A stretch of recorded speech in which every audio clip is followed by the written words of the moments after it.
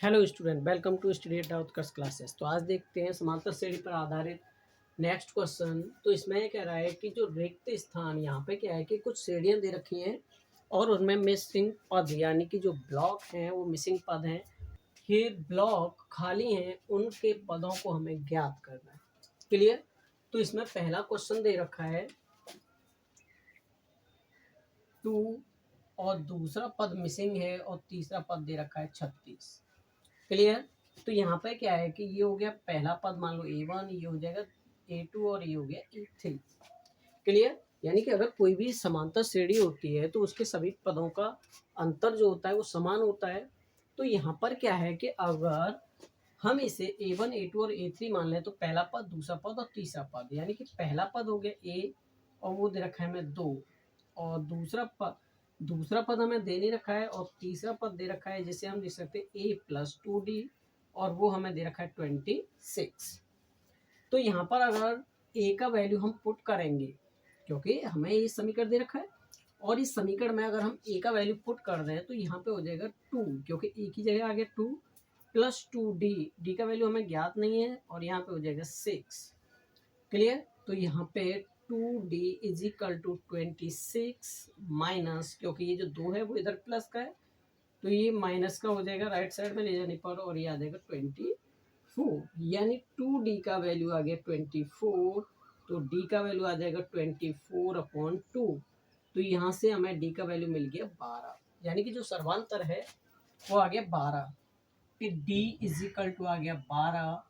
दूसरा पद फाइंड करना है तो दूसरा पद हो जाएगा A+D इज इक्वल टू, ए का वैल्यू दे रखा है हमें 2 और डी का वैल्यू अभी हमने कैलकुलेट किया है तो ये आ गया 12। तो यहाँ से हमें दूसरा पद यानी जो मिसिंग पद है ब्लॉक वाला वो पद मिल जाएगा 40। क्लियर? अगर हम इसे एक और तरीका लगाएं इसमें, क्योंकि देखो ये क्या है, एक समांतर श्रेणी है तो प्रत्येक पद के मध्य अंतर जो होगा समान होगा। तो हमें दूसरा पद यानी दूसरा पद हमें नहीं दे रखा है तो हम ऐसे कर सकते हैं, जैसे A B C 3 क्रमांगत पद दे रखे हैं तो पहले और तीसरे का जो औसत यानी एवरेज जो आएगा वो क्या होगा, दूसरा पद, यानी कि B is equal to A+C/2। तो यहाँ पे देखें ए दे रखा है 2 और ये दे रखा है 26 और बटा कर देंगे 2 तो 28/2। तो यहाँ से भी हमें दूसरा पद मिल जाएगा 14। क्लियर? अब देखते हैं थर्ड क्वेश्चन। सेकंड क्वेश्चन देखते हैं। तो सेकंड क्वेश्चन में क्या है कि पहला पद मिसिंग है, यहाँ पे ब्लॉक दे रखा है 13, फिर तीसरा ब्लॉक और चौथा पद दे रखा है हमें 3। क्लियर?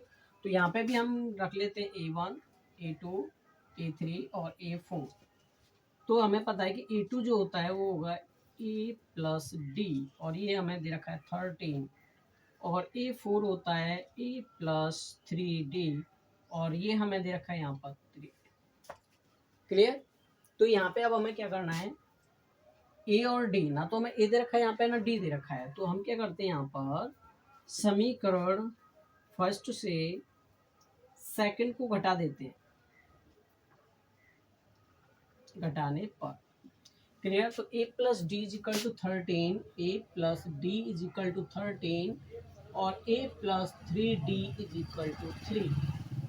क्लियर?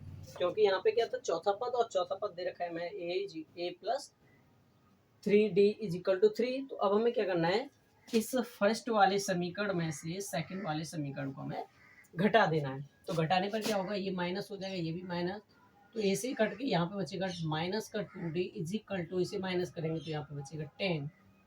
तो D इज इक्वल टू आएगा 10/-2। तो अगर हम 2 से 10 को डिवाइड करेंगे तो ये आ जाएगा -5। तो यहाँ से हमें सर्वांतर मिल गया -5। डी का वैल्यू आ गया। अब हमें ए का वैल्यू फाइंड करना है तो -5 यानी डी इज इक्वल टू -5 समीकरण फर्स्ट में रखने पर। तो यहाँ पर ये जो डी का वैल्यू आया है उसे हम क्या करेंगे, एक समीकरण में रखेंगे। तो यहाँ पे समीकरण फर्स्ट दे रखा है हमें A+D इज इक्वल टू 13। तो यहाँ पे A+D इज इक्वल टू 13 यानी A-5 इज इक्वल टू 13। तो ए आ जाएगा यहाँ से 13 प्लस 5, तो ए का वैल्यू हो गया 18। क्लियर? तो हमें ए का वैल्यू मिल गया, डी का वैल्यू मिल गया। अब हमें क्या क्या फाइंड करना है, तो इसमें देखो पहला पद इसमें तो हो गया 14। क्लियर? ये आ गया। अब हमें ये पद ढूंढना था, तो ए यानी पहला पद आ गया हमारा 18। अब आ गया 13, तो ये हमें A3 यानी तीसरा पद फाइंड करना है, यानी कि तीसरा पद। अगर हमें तीसरा पद यानी A3 फाइंड करना है, तो ये हो जाएगा A+2D, और ए का वैल्यू दे रखा है हमें 18, और प्लस 2 गुणा माइनस के 5, तो 18 minus 10 is equal to 8। Clear? तो तीसरा पद आ गया A3 इज इक्वल टू 8। तो यार हमारा तीसरा पद हो गया 8। क्लियर? तो देखिए नेक्स्ट क्वेश्चन, तो इसमें दे रखा है 5, दूसरा पद नहीं दे रखा, तीसरा पद भी नहीं दिया, और चौथा पद दे रखा है 9 सही 1/2। तो ये हो गया ए, ये हो गया A2, ये हो गया A3, और ये हो जाएगा A4। तो यहाँ पे ए हो गया हमारा 5, यानी प्रथम पद हो गया 5। डी फाइंड करना है, तो डी हमें नहीं दे रखा, तो हमें यहाँ पर चौथा पद दे रखा है, यानी A4 दे रखा है, जिसे हम लिख सकते हैं A+3D। और A+3D दे रखा है हमें 9 दूनी 18 और 1 19/2। क्लियर? अगर हम यहाँ पर ए का वैल्यू रख दें, तो यहाँ पे क्या हो जाएगा 5 + 3D इज इक्वल टू 19/2। तो 3D इज इक्वल टू आ जाएगा 19/2 माइनस के 5/1, क्योंकि इसे हम हर और अंश में लिख सकते हैं। और यहाँ पर जब इसे सॉल्व करेंगे तो ये हो जाएगा 19 माइनस 10/2, तो ये हो जाएगा हमारा 9/2। तो यहाँ से डी का वैल्यू निकालेंगे, तो डी का वैल्यू आ जाएगा 9/2, और ये जो 3 है वो इसकी डिवाइड में चला जाएगा, 3 से 9 को काटेंगे तो 3 बार, तो यहाँ से हमें डी मिल जाएगा 3/2। क्लियर? अब हमें फाइंड क्या करना है, तो ये हो गया A2 और ये हो गया A3। क्लियर? तो A2 और A3 फाइंड करनी है, तो A2 हो जाएगा हमारा A+D, और A हमें दे रखा है 5, और D का वैल्यू दे रखा है 3/2, तो ये हो जाएगा 13/2। तो यहाँ से हमें दूसरा पद मिल जाएगा 13/2। अब हमें तीसरा पद चाहिए, यानी A3, तो A3 होता है A+2D। ए का वैल्यू हो गया 5 + 2 × 3/2। क्लियर? ए का वैल्यू और डी का वैल्यू हो गया, तो 2 से 2 को काटेंगे तो ये हो जाएगा 5 + 3 इज इक्वल टू 8। तो यहाँ से तीसरा पद मिल जाएगा हमें 8। क्लियर? तो ये पद आ गया हमारा दूसरा पद 13/2, और यहाँ पे तीसरा पद आ गया 8। क्लियर? नेक्स्ट क्वेश्चन देखते हैं। इसमें दे रखा है पहला पद -4, दूसरा पद नहीं दिया, ना तीसरा पद दे रखा है, और ना ही चौथा पद दे रखा है इसमें, और ना ही पांचवा पद। अब इसमें छठा पद दे रखा है 6। क्लियर? तो यहाँ पे देखें ए का वैल्यू हो गया -4।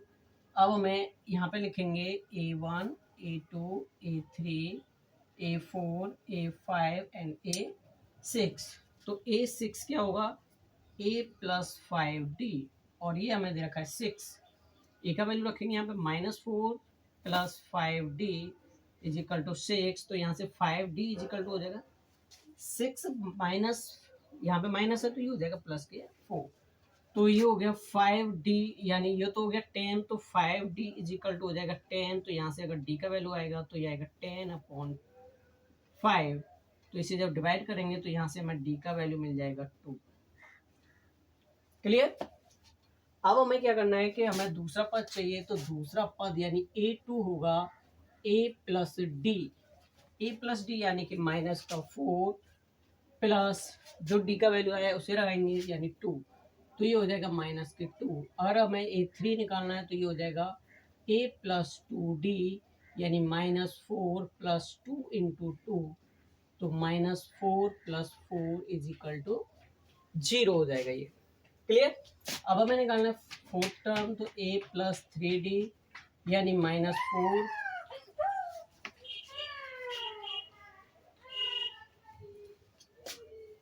यहाँ पे -4 + 3 × 2 यानी -4 + 6, तो ये हो जाएगा 2।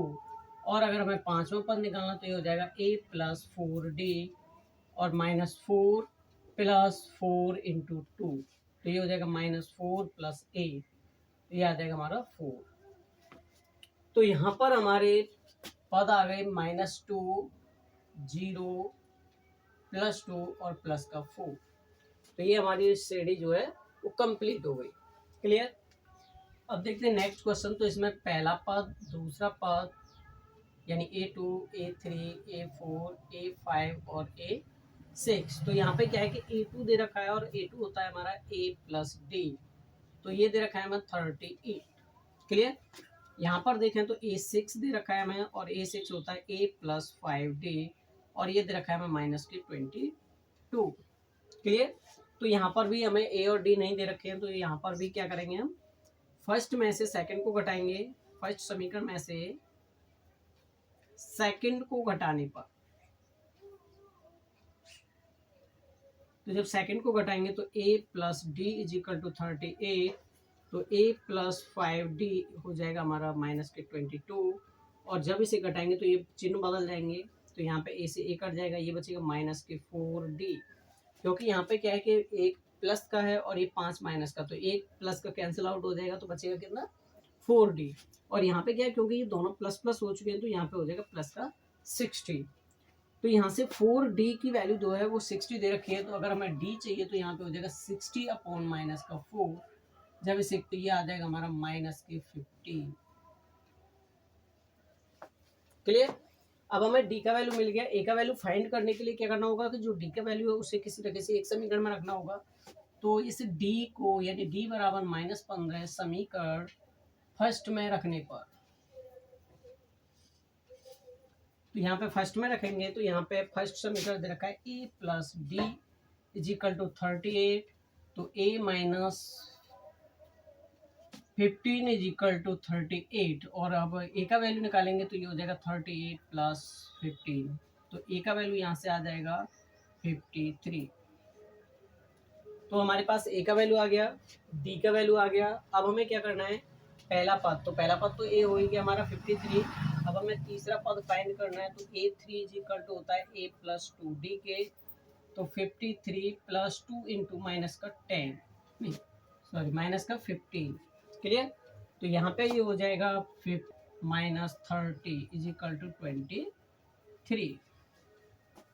क्लियर। अब हमें क्या करना है, A4 फाइंड करना है, तो A4 होता है A + 3D, यानी ये हो जाएगा ए का वैल्यू 53 + 3 × -15, तो ये हो जाएगा 53 - 15 × 3 करेंगे तो हो जाएगा 45, और ये 45 घटाएंगे यहाँ से, तो ये आ जाएगा हमारा 8।